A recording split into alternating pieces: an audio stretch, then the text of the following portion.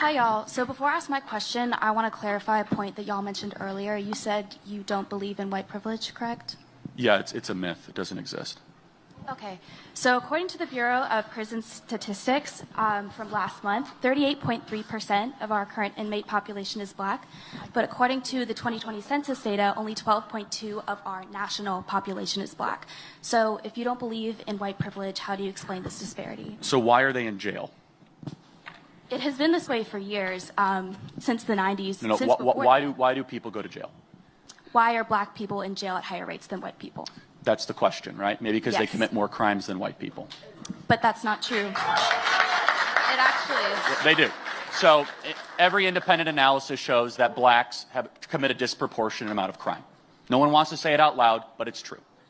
In fact, in New York, 52% of murders are committed by blacks, 40+% of arson, 60+% of drug deals. And so the question you should really be asking is what drives them to commit crimes? That's the question, right? The real question is, and maybe I can ask you, what percentage of blacks are raised with two parents in the home? So actually, according to the Uniform Crime Report for 2019, black or African American individuals committed only about 1 million crimes, while white people committed about 4 million crimes. But that's proportion. Yeah, how about the proportion? There's a lot more white people than black people in the United States. It's a 60% white country and a 14% black country. So you just proved my point. You literally, so basically that's a disproportionate amount of crime. It is. But listen, I want to say, look, you are coming up here and you're asking a question, and that's not easy to do, first and foremost, no matter what. And I really appreciate your question in front of all these people. It's hard. So thank you for asking your question. But let me point out what you just did, and you didn't know that you did it. You switched from proportion to raw numbers. That's right. And you did that to make a point that you thought you were making, but you weren't. But look, your issue was that black Americans only make up 13% of the population, and yet they make up, I think you said, like 38% of the prison population. And then you switched to raw numbers because, so black people only make up 13% of the population, but they commit 40% of all homicides and 60% of all violent crime. Unfortunately, I don't think that's anything inherent in black Americans. That's not what I'm saying.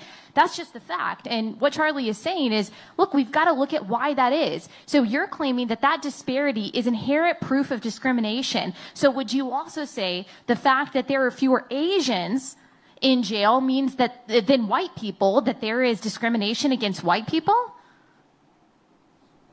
No. Disparity isn't proof of discrimination is what I'm trying to say. Yeah. So let me just throw, and Allie's exactly right. What percentage of blacks grow up with two parents in the home? I don't know. Yeah, less than 20%. That's why there's so many blacks committing crimes and they're in jail. It's that simple. The death of the black family is why blacks are in jail higher than their population percentage. It's that simple. May I see your criminology degree? Do you have one? I'm sorry. No, wait. We've gotta. Are you a biologist? Ketanji Brown Jackson. No, let me ask you a question. So do I need a criminology degree to be able to understand that 75% of blacks don't grow up with two parents? To be well versed in it, I believe so. Do you have one? I don't, but I'm studying it. Okay, right but now. you studied it. Mm-hmm. But you did the same thing. You looked at a statistic, and he did the same thing. You don't have a criminology degree, neither does he. Course? Have y'all Hold on a second. You're doing an argument from authority, okay? It's a fallacy. So the laws of physics don't change whether or not you're a physicist, okay? The law of thermodynamics doesn't change whether or not you take a course on it. Answer the question.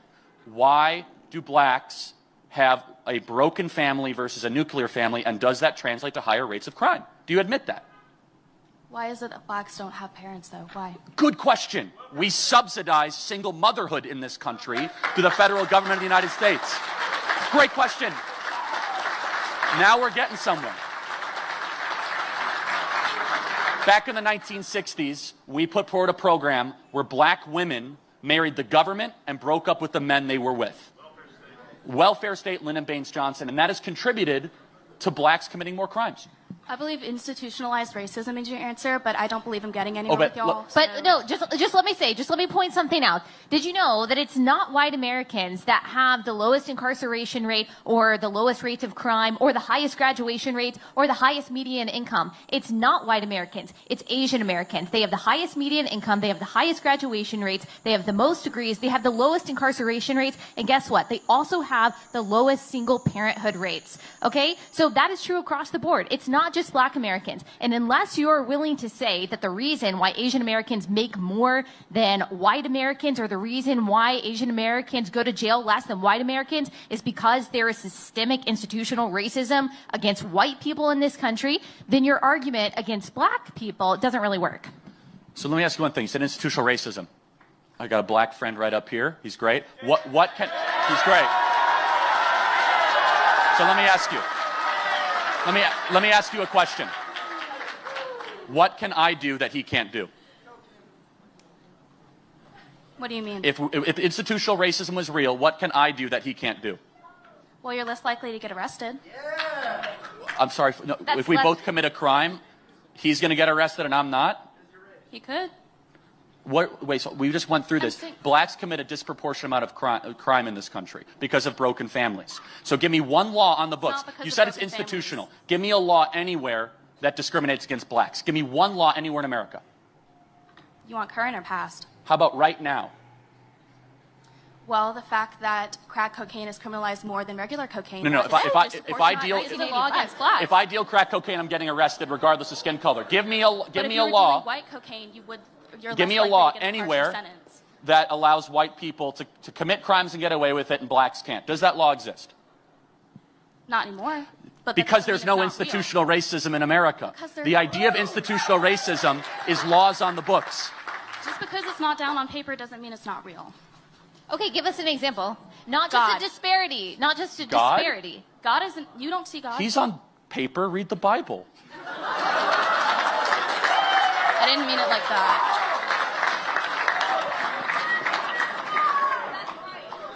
I'm getting nowhere with y'all, and y'all are not answering my question, so I'm going to end this Q&A right here. Thank you for your time. Okay. We actually did answer her questions, but I do appreciate, even though she's got an attitude, I do appreciate her courage. I do. That is difficult. That's difficult to come up here and ask a question, but you can also do it respectfully. But what bothered me about her, I'm glad she was there. She wasn't being honest. At least be honest, okay, and be willing to be corrected. Well, that was a fun fireworks show to end our time together, right? I love this, you understand? As a black guy, I would say I agree with Charlie, I feel black life matters. Okay, so back to the topic of the day, you understand? I know she's trying to say black have been arrested more, but the only reason why black will be arrested is when you commit crime, you understand? And I think she got her statistics wrong, because she feels like the highest number of people in prison are blacks. If you are just 15% and your numbers are much in prison, it shows you commit more crime. And I think that is what Charlie has been pushing out, okay? If you don't want to be arrested, commit less crime. In short, don't even commit crime at all. You can live without committing crime. You understand? So when you commit more crime, obviously you're going to be arrested.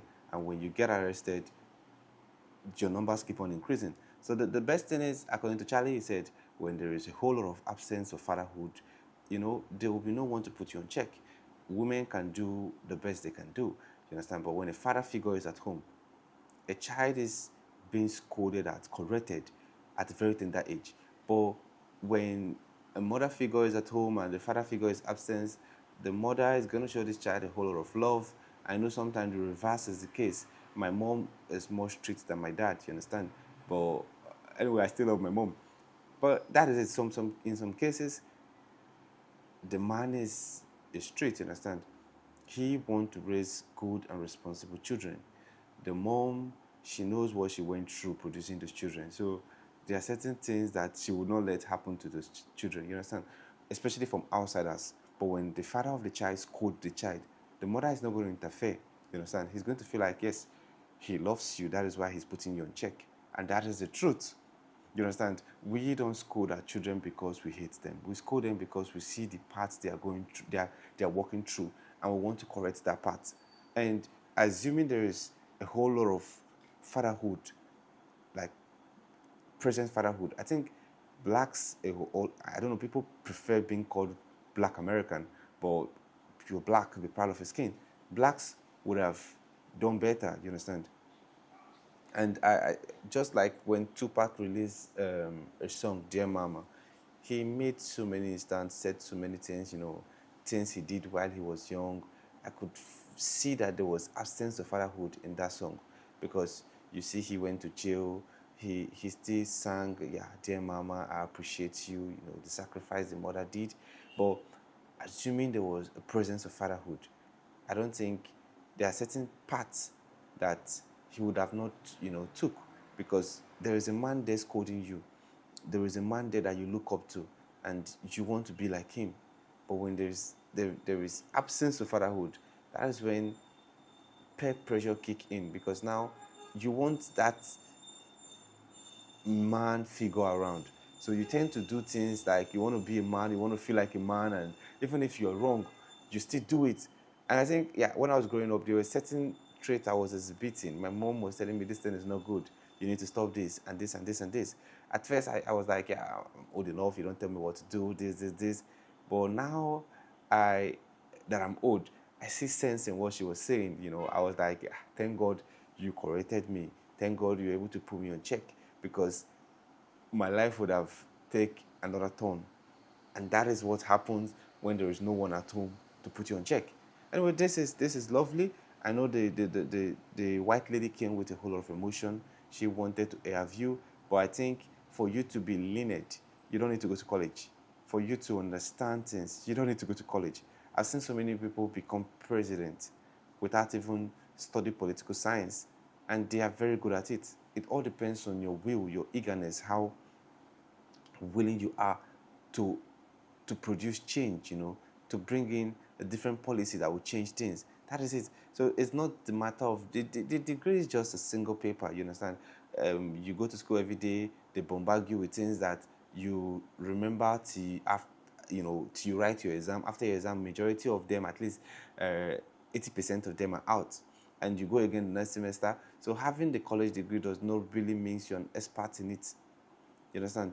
You can have your college degree, and someone can study that particular stuff for a very long time, and the person will be more knowledgeable than you with a degree. You understand?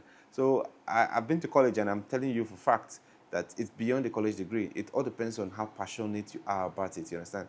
You might just be studying the program simply because, yeah, you want to pass. Someone is doing it for other reason. You understand? Just like Charlie. Charlie is doing it because he has so many people he's debating. So he has to be he has to be well equipped. You understand? So he study